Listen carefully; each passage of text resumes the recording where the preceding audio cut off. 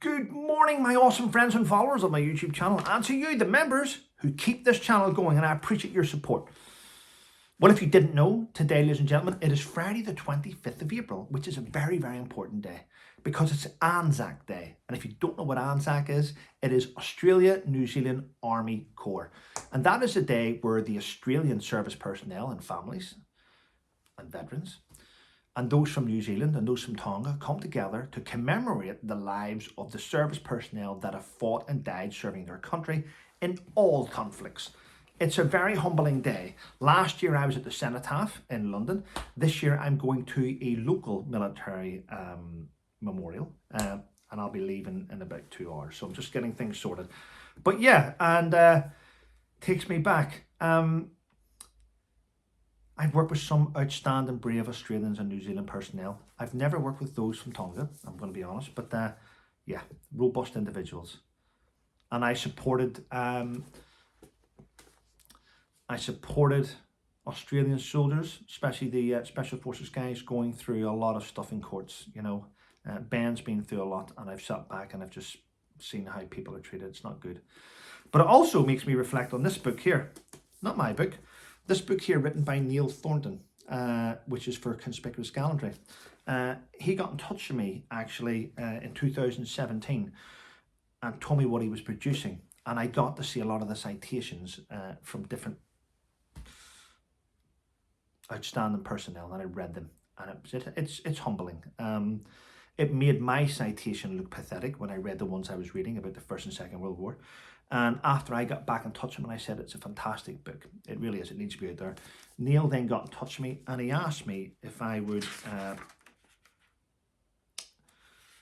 he signed it to me, and he asked me if I would write the foreword for this book, which I did. And you can see it there. I won't read it all to you, but I'll just go through a little bit. So Neil got in touch with me. After considering how best to do this book justice, I thought it fitting to mention that during the First World War, some 37,081 military crosses were awarded. The sheer volume of awards reflects the amount of fighting that took place in what we now appreciate to have been the most harshest conditions in warfare. Often with little supplies and resources, yet as the awards testify, through such morale-sapping conditions, the fighting spirit of the men remains strong, with individuals performing extraordinary acts under fire, whether aggressively taking it to the enemy or putting their lives at risk to save their comrades. I don't want to go through it all. You can purchase the book. It's a fantastic book. Now, this is a bit that I wrote. Well, clearly I wrote the prefix. Here we go.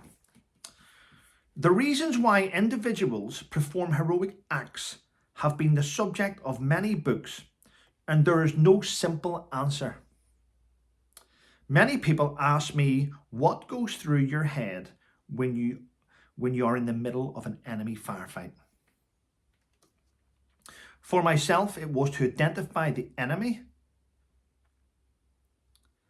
and eliminate him before he eliminates us. In many cases, making that happen is often down to completely crazy plans and as a reaction that the enemy would never expect. You just go for it. It may be reckless at times, but if it succeeds, then it becomes audacious and may be seen as brave. Trying to reason these things is therefore difficult, regardless whether an act was performed within the red mist, basically whenever you just see red, or with cold, calculating professional detachment. The result is an act that at that time achieves the objective, whether large or small, but which can ultimately inspire others and become a source of pride, not only for the individual, but across a wide spectrum of the regiment, the family, the hometown, and the country.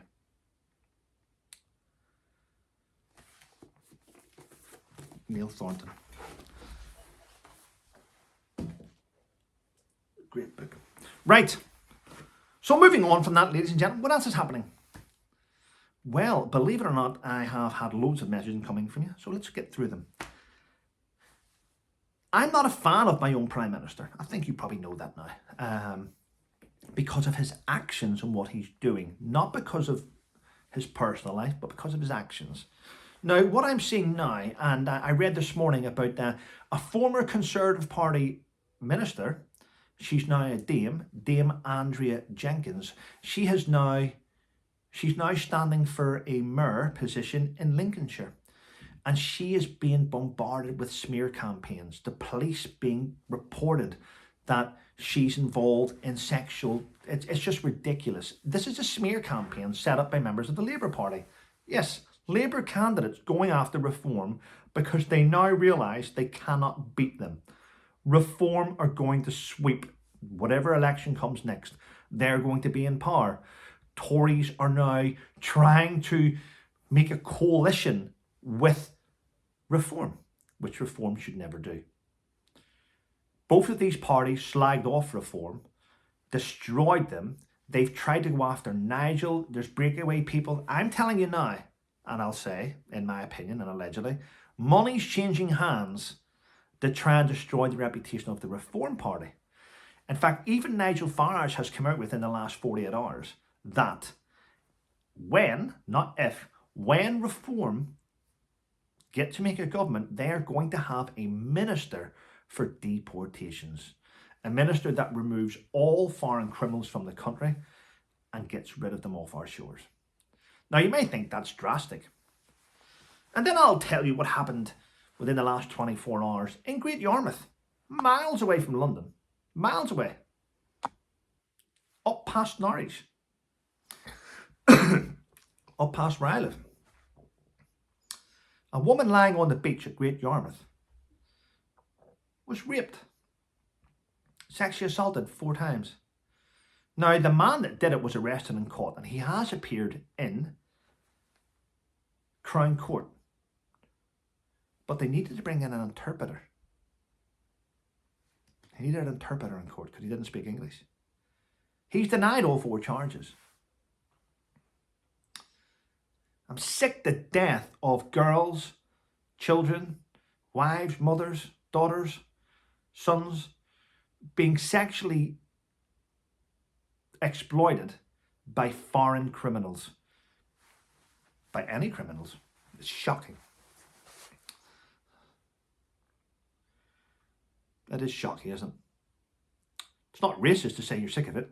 No, you're allowed to. It's not a crime either.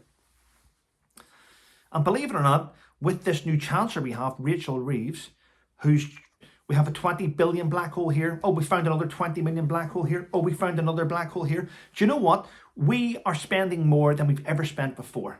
Labour have not fixed the deficit. They have made it worse.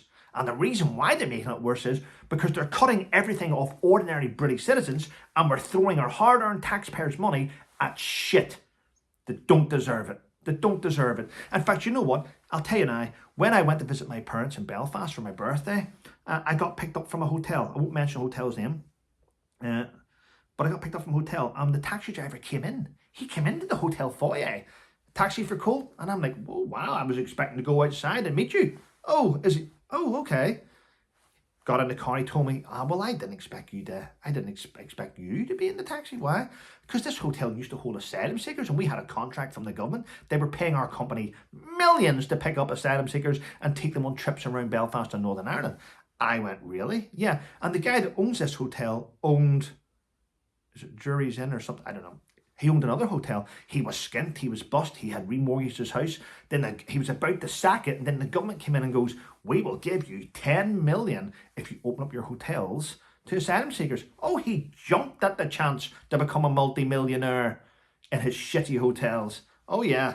Yeah. So the government are wasting millions and millions of pounds.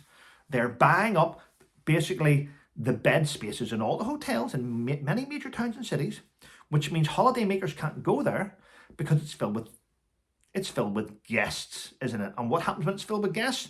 They're getting money off the government. And what are the guests doing with the money? Are they spending it on the local amenities? No, they're sending it home to their families, which means the money's going straight out of our economy. Sorry, I had to get it off my chest there. There we go.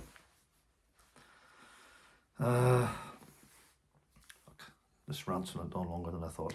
Anyway, yes. I was going to mention the hypocrites.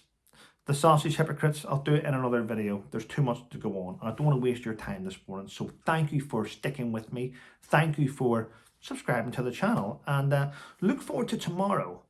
This weekend, I am live on, well, it's pre-recorded, so that's a lie. I'll go back on that. This weekend, I am in an interview on the Dan Wooten Show on YouTube. I'm also on HG Tutor's channel in a fantastic conversation with HG. So both of those are outstanding YouTubers.